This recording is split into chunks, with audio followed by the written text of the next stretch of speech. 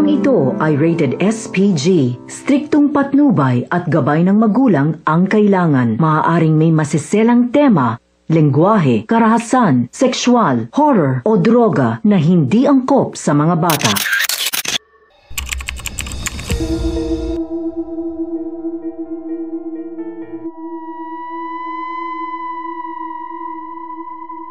Mahal kong Cora, kamusta ka? Lubos akong umaasa na makakarating to sa'yo. Bagamat ang panahoy naglalakbay pa bago mo ito mabasa. Sa bawat titik na ito, asam kong maparating sa'yo ang pagmamahal ko. Kahit ang kilos ko'y iba na at ang mga kaisipan ko ay patuloy na nangangamba, ngunit sa puso'y mananatili ang parehong damdamin at pananabik sa'yo. Magandang tanghali po. Itago niyo na lang po ako sa pangalang Nilo. Kasalukuyang naninirahan sa Makati kasama ang aking ama. Ito po ang makababalaghang kwento ng aking buhay.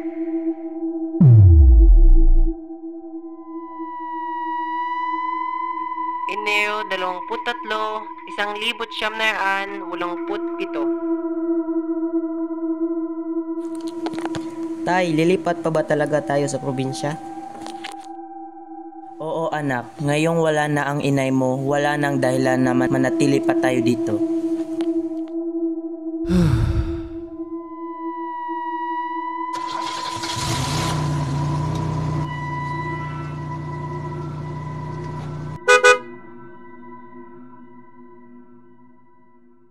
Bago kayo dito, iho, mag-ingat ka sa mga bawat kilos na iyong gagawin. Binabalaan kita. Huwag kang lumapit dyan, aswang yan. Alam niyo kung saan yung baryo, Alon? Dumiretso lang kayo doon tapos unting lakad, pakanan, sunod, lumaan kayo sa kanto, doon makakarating kayo. Napagad ako, pero di mula sa aking isipan ang matanda. Naging maayos naman ang buhay namin doon. Di kalaunay nasanayin ako at nagkaroon ng mga kaibigan. Pre, kilala mo ba yung dalagang nakaupo doon sa sulok? Neil, siya yung apo ng matandang hinihinalang aswang dito sa ating baryo. Naku ikaw, kung ikay iibig ay maraming dalaga riyan, pumili ka ng iba. Bakit naman? Mahirap na, baka maswang pa. Balita-balita ang huling nanunuyo sa babaeng apo ni Mamang ay nagsusuka at ayaw kumain hanggang nanghina at yun, di rin nagtagal, namatay. Akong natakot sa mga narinig ko. Pero alam ko sa sarili ko na doon pa lang sa oras na nakita ko siya ay para alam kong gusto ko na siya. Ngayon naman nagtagal ay naging magnobyo at nobenya na kami. Mahirap at maraming tumutol na tao, lalong-lalo na ang mamang niya. Hindi, pumasok ka Cora, ayoko sa binatang yan. Hindi mo kailangan ng lalaki sa buhay mo habang buhay kitang alagaan. Sana punta yun. Cora! Paalam, Mamang. Uuwi rin po ako. Uwi lang po, agad. Hindi ako nagpadaigi sa takot na baka anong mangyari. Masama, lalong-lalo na sa amin. Pupunta kami sa aming paboritong parte ng baryo. Salamat, ha? Ha? Salamat hindi ka natakot at nagdalawang isip na ako ang dalagang piliin sa kabila ng kwentong hinahambing sa amin pamilya. Lalo na kay Mamang.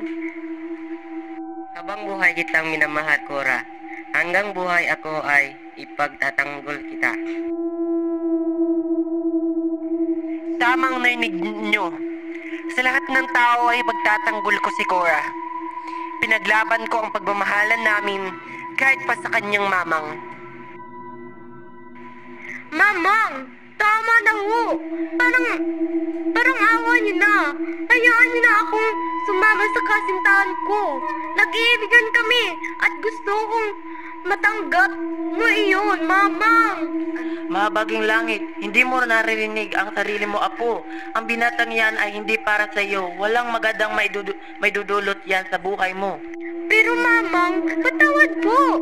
Ngunit may bata na po sa sinampupunan ko. Pero Mamang... Ano? Hindi to maaari. Hindi ka dapat mabuntis. Ipalaglag mo yan, apo. Hindi, Mamang! Bubuhayin ko tong bata na to! Pasaway, nanggigigil ako sa'yo, bata ka. Sa ayaw at sa gusto mo, Mamang, sasama ako kay Nilo at bubuhayin ko tong bata na ito.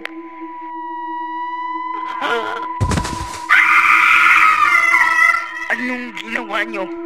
Magbabayad kayo.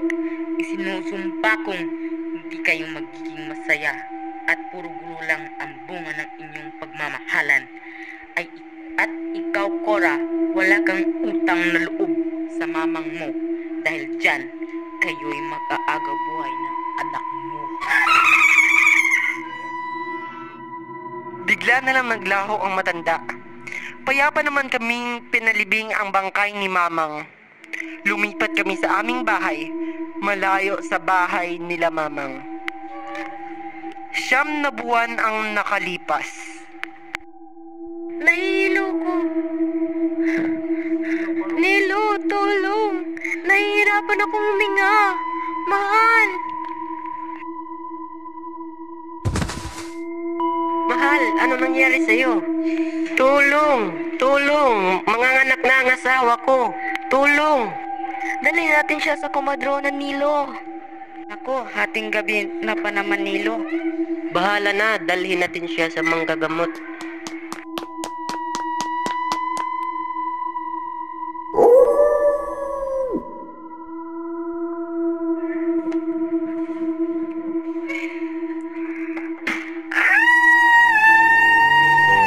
Kahirap talagang maging isang ina. Mahaba dapat ang iyong pasensya. Pero kahit andyan ang problema, para sa anak lahat ay kayang-kaya. Dahil ako ang tanging ina nyo na nagpapalit ng diapers nung bata pa kayo. Tanging ina nyo. Sige pa, malapit na lumabas ang bata. Noong oras na iyon, narinig ko ang sigaw ni Cora at ang bilog na buwan ay lumabas mula sa mga ulap. Hindi ko malaman kung bakit, pero may bumabagabag sa akin.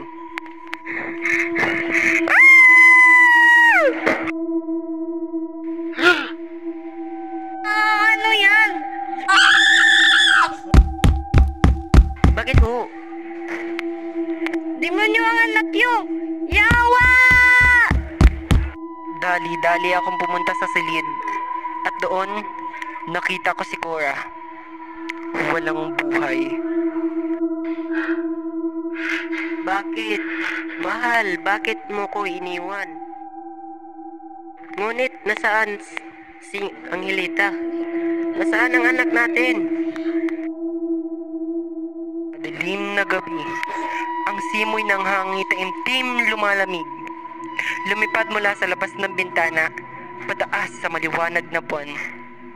Isang wakwak, sanggol na manananggal.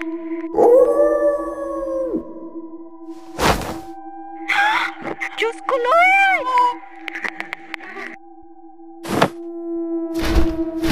Ano yan? Angelita, ikaw ba yan, anak? Namula ng bigla ang mata ni Angelita at bigla niya akong hinabol. Hindi. Tumakbo ako sa abot ng aking makakaya. Hindi ko na yun mapansin nung panahon na iyon na umaangat na ang araw. Di ko na kaya. Sige anak, Angelita, kunin mo ako para magkasama na kami ng nanay mo.